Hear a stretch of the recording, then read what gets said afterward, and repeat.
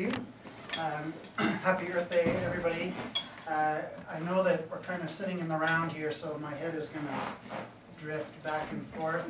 I do have lots of slides, lots of graphics and maps for people to look at, so I don't know how well you're going to be able to see it there. Maybe you would do a bit better on this side. Oh, I'm already here. Hopefully, yeah. The whole thrust of this talk is that energy policy is environmental policy. I look a little slanted here. That's all right. We can be slanted. Canada has done an awful lot on energy policy and not very much on environmental policy. At least that is the perception that most people have. I think that it's hurting us around the world. It's hurt our reputation. I think that it's something that a lot of Canadians are very disturbed about. And I think you're seeing that more and more in the discussions that we're having around all forms of energy and all kinds of environmental impacts associated with energy development. So today what I'm going to do is hopefully unpack a bit of that. I have lots and lots of graphics, maps, things like that to show you. I really threw everything into this talk, so everything but the kitchen sink. Hopefully there will be something there that people can grab onto, and I'll leave time for questions at the end so that we can chat. But if you have a question as we go, feel free to just throw it in. So here we are. We're coming out of a very, very cold and long winter, which has reaffirmed to some right-wingers out there that there are no problems with climate, that in fact, you know, the Earth is, if anything, is just getting colder and we don't need to worry. Certainly it was a bitter winter, and we still can see the ice flows drifting by on the St. Lawrence. It was probably a harbinger of things to come, in a way, in that, you know, climate change doesn't necessarily just mean everything gets warmer nicely. You know, everything is 1 degree warmer than we're used to, and we can just sort of adjust. Climate change means global weirding. It means that we get more extreme events. It means that we could have very, very bitterly cold winters and very, very searingly, scorchingly hot summers. You know, we're going to have a lot of these different types of events in the future. And Canada, as one of the G7 or G8 nations and as one of the leading kind of technology or advanced nations of the world, has a big role to play. Unfortunately, we haven't done a great job, and I love this particular graphic because it shows you how many times we failed to address climate issues. The black line shows you the total greenhouse gas emissions. The dotted lines show you all of the plans that we've had going back to about 1995 to try to bring emissions down. And the only times that the lines sort of coincide happen when there's a recession. So when we get a recession, our emissions drop because plants close and people drive less, and you know, there's less activity essentially, and that means fewer emissions. And for a year or so, everybody can point to declining emissions as though we're improving, but the overall trend, as you can see, is up. Right now, Canada has a climate goal to get our emissions down to 17% below 2005 levels by 2020. And it's only 6 years away. We would have to get to about 609 megatons MT per year. And right now we're on track to hit about 734 megatons per year. That will be our emission rate in 2020 if we keep on going on the path that we're going. And we're only 6 years away. It's going to be very difficult to change that trajectory. So, you know, I put this graphic up at the beginning of many classes. And I always kind of ask the question, you know, why is it that we just can't get our heads around this? Where are we going wrong? What could we do to bring ourselves back on track? And we'll hit on some of those things today. Now, energy has certainly been in the news. You know, there was a propane shortage in this region right around Christmas, New Year's.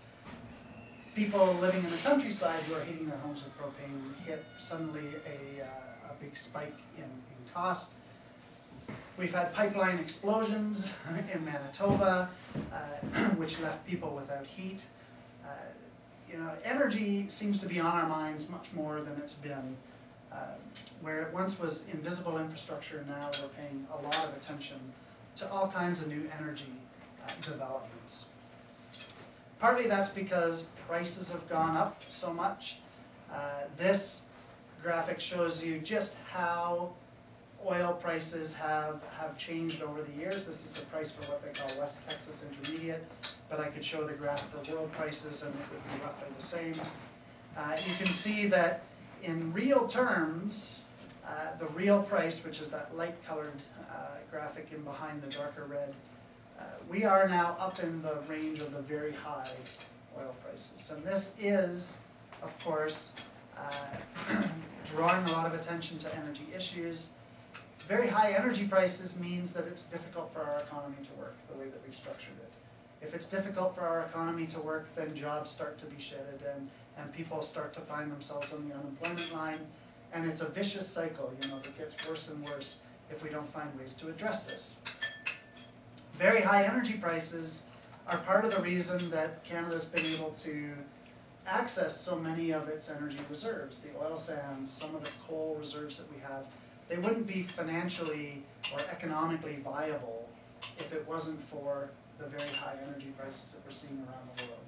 We wouldn't be developing them if the prices weren't this high. So on the one hand, high prices are driving economic development in the country. On the other hand, they're also causing economic pain, and it's a real difficult sort of a conundrum. I said I'd give you lots of stats, so here's lots of stats. I like to place Canada in the context of the world. So this is what the world looked like in 2010. We used about 535 exajoules of energy, which is an awful lot of energy.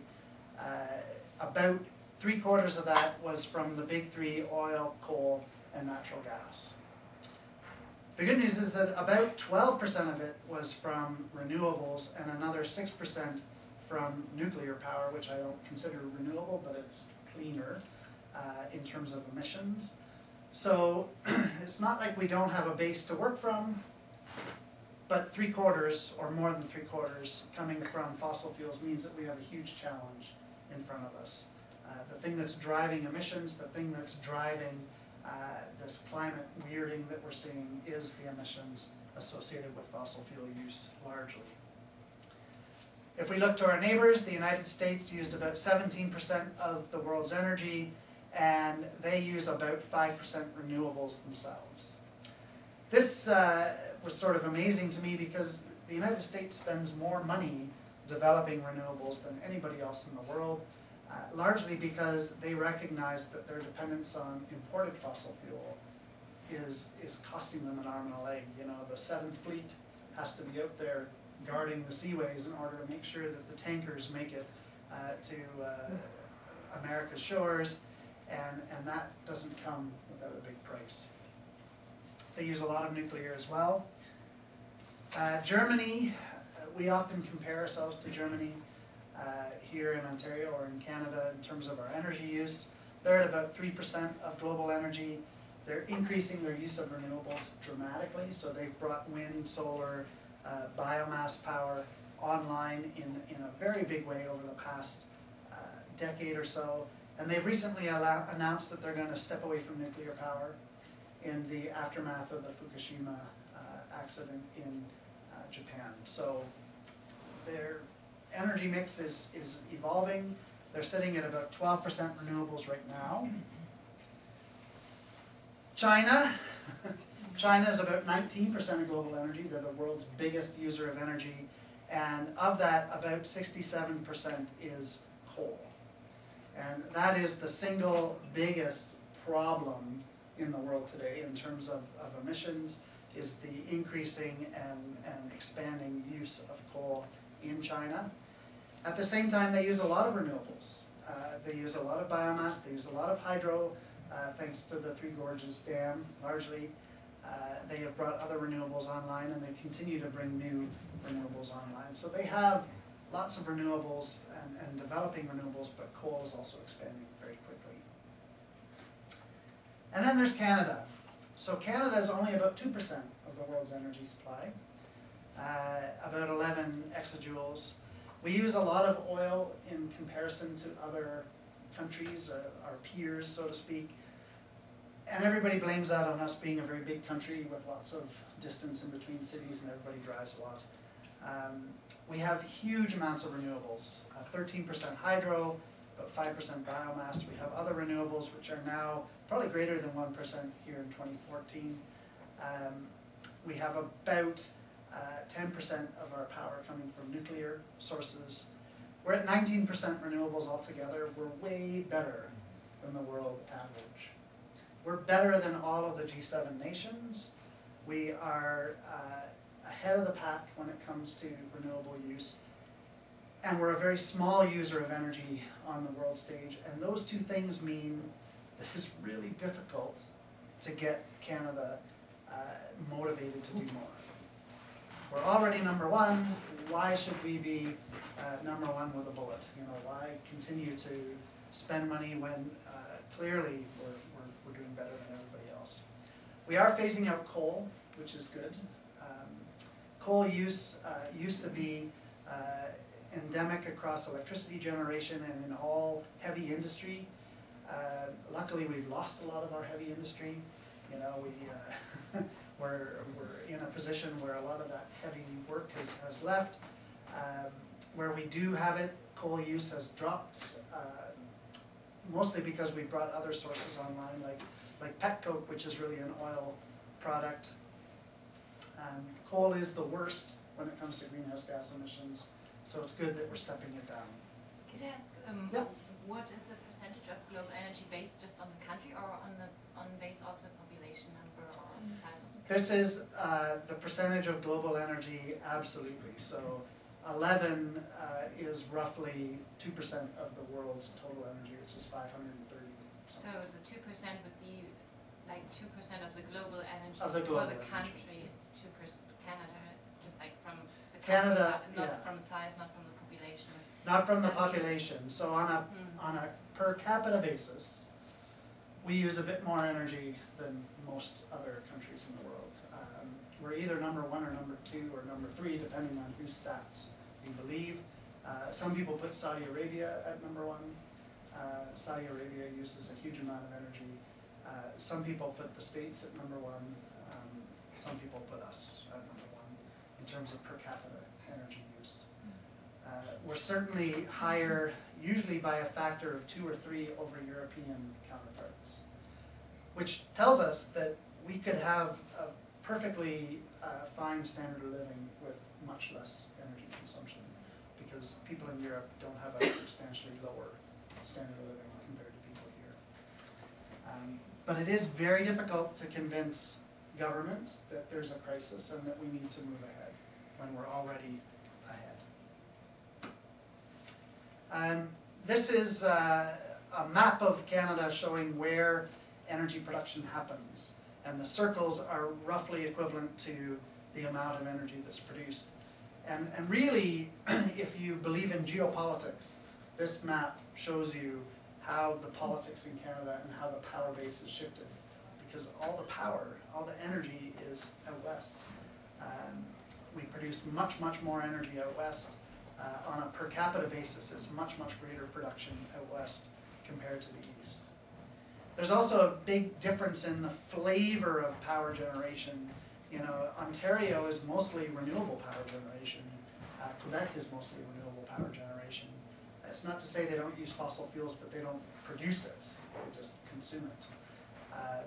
In the West, they produce the fossil fuels, and in Newfoundland, they produce some fossil fuels. And these are the numbers that go along with that. So you can see the total production. Right now, our production sits at about 16.5 exajoules.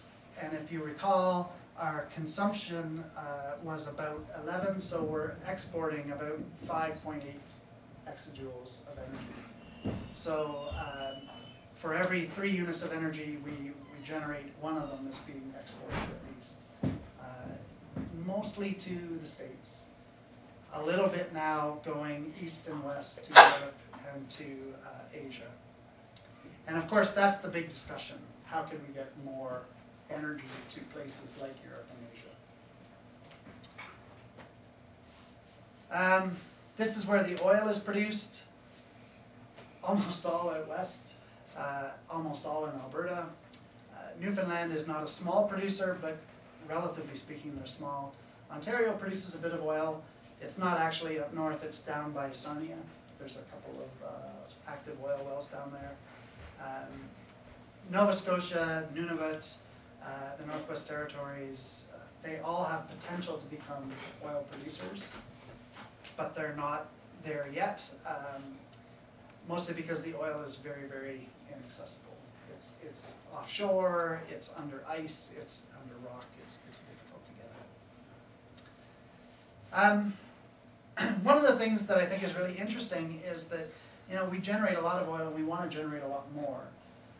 But what people are using oil for primarily is transportation fuel, and if you look at this particular graphic, you can see that transportation fuel use isn't increasing in a lot of places.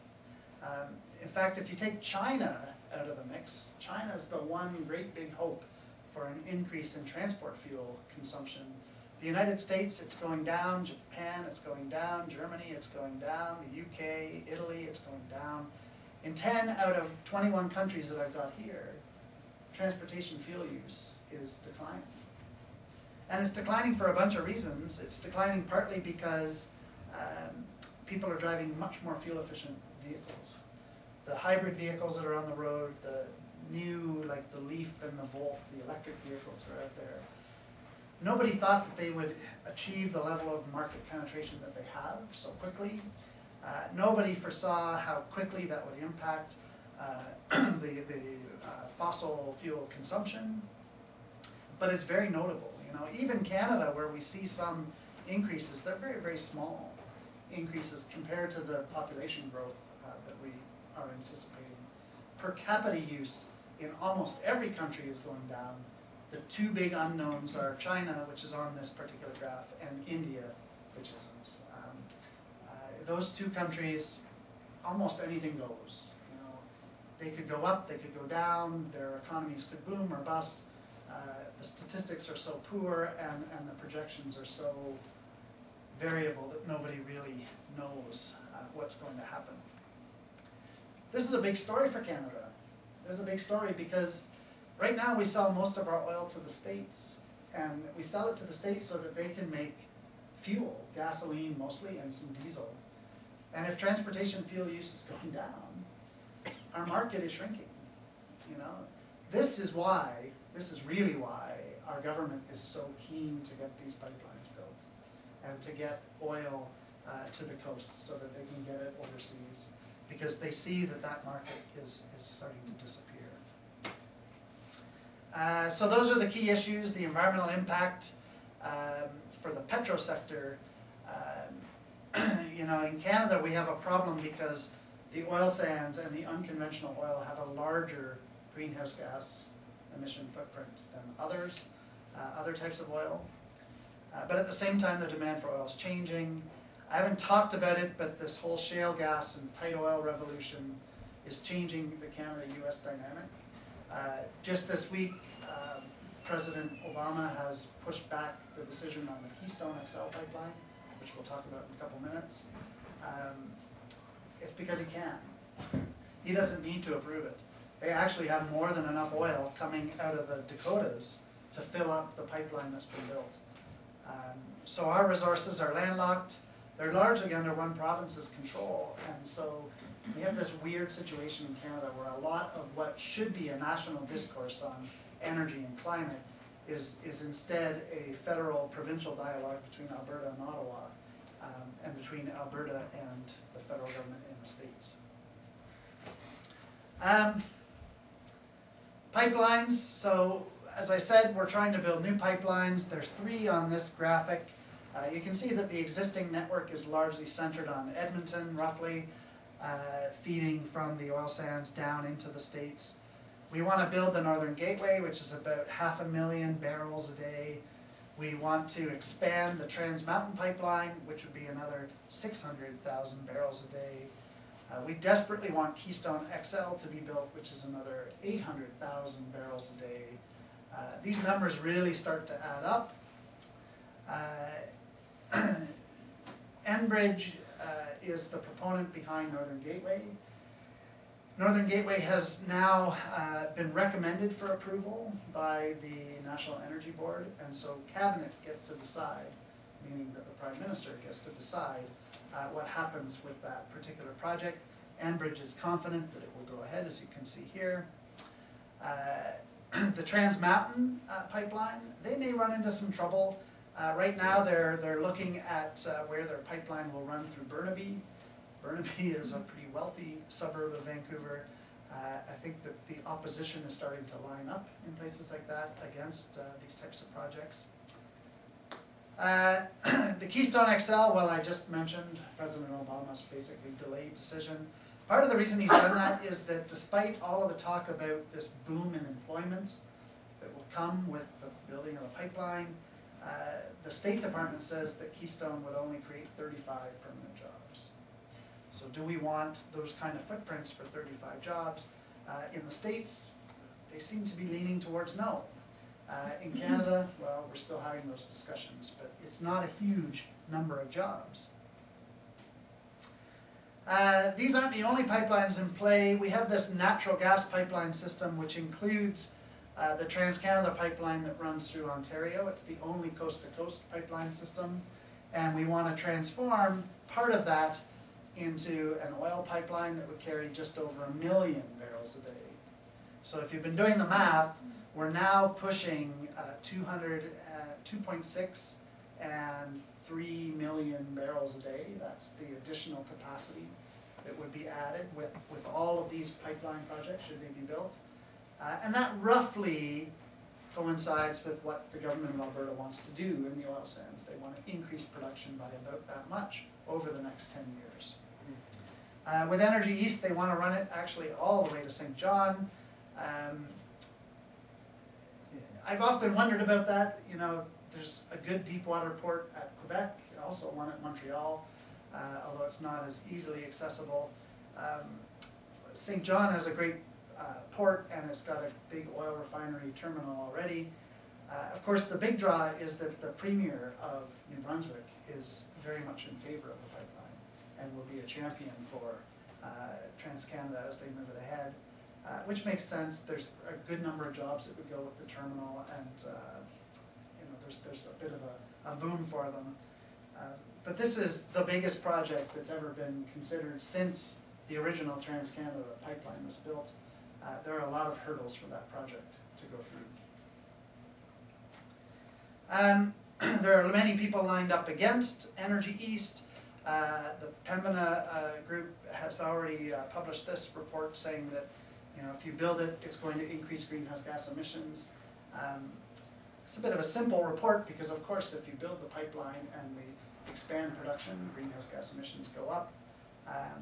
But I think it gets at what a lot of people are thinking when they think about pipelines. It's not that people are concerned about the pipelines themselves, they're concerned about what's going in it. And they're concerned about what it means for the future of the country if we continue to put all of our eggs into developing that resource basket. And you know, in Canada we don't have a lot of places left where we can talk about energy and where our energy future is going. We also have the rail system, and the rail system could move quite a bit of oil. It already is moving about 500,000 barrels a day.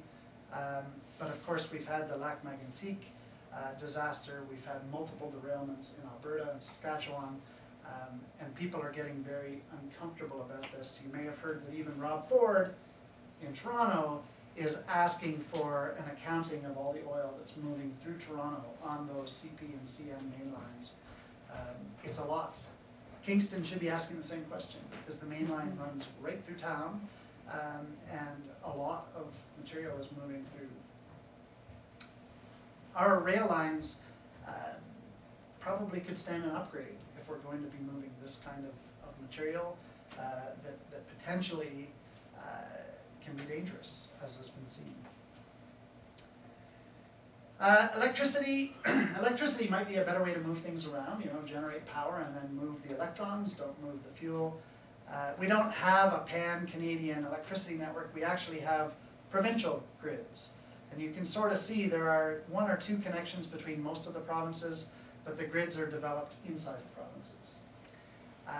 We're already seeing really smart new ideas coming in individual provinces. We're going to talk quite a bit about Ontario in the last half of this talk, or third of this talk.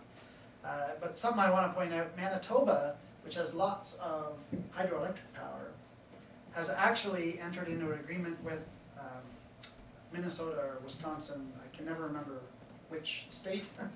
I don't know why I get them confused all the time.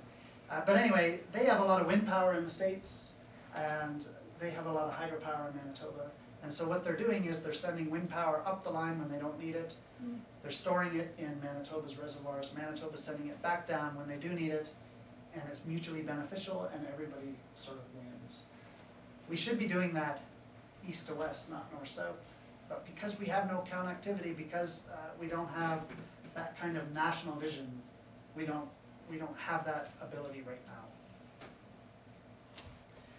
now. So all of these things I think I've just said. I'm not going to read them all out again. I want to talk a little bit about policy, and I'm going to hit a few of the main provinces, then I'm going to talk about Ontario specifically. So Canada's goal, as I said before, is to reduce our greenhouse gas emissions by 17% by 2020, and by 60 to 70% by 2050, which I should point out is after Stephen Harper's term as Prime Minister will be safely over. So maybe Justin or Tom will have to deal with this, and we'll have to knock those emissions down, but somebody is going to have to look after it. They want to get 90% of Canada's electricity from non-emitting sources. They include nuclear there and clean coal. I don't necessarily include them in that same mix, but they're there. We can talk about clean coal if people are interested at the end. We already produce a lot of our energy, our electricity, from non-emitting sources. So for Canada, this is not a really big hurdle. Certainly we support the new pipelines to the US, to the West Coast, to the East Coast. We will have new regulations on automotive emissions. We continue to follow the states on that. And then we may have a new climate policy. The Prime Minister had mentioned in a letter to President Obama that if Keystone were to be passed, that we might come up with a climate policy to deal with emissions. It was in the Globe and Mail today that it may be too late on that. That the public mindset in the States, although it's a minority, it's a very vocal minority, and they are just against Keystone no matter what. In Alberta, of course they support the pipeline projects, but they do have a cap on carbon emissions. It's an intensity-based cap, which is not the same as an absolute cap, but at least they are trying to bring things down. And they have a price on carbon of $15 a ton, which is not maybe as high as some people would like, but it's not zero. They only do that with large emitters, and then they take the money that comes from that and they put it into what they call their emission management fund, and they support a whole lot of innovative projects. It's actually a very good system. So Alberta, you know, maybe we slag them a bit because of the fossil industry, but they are doing a lot of very progressive things in the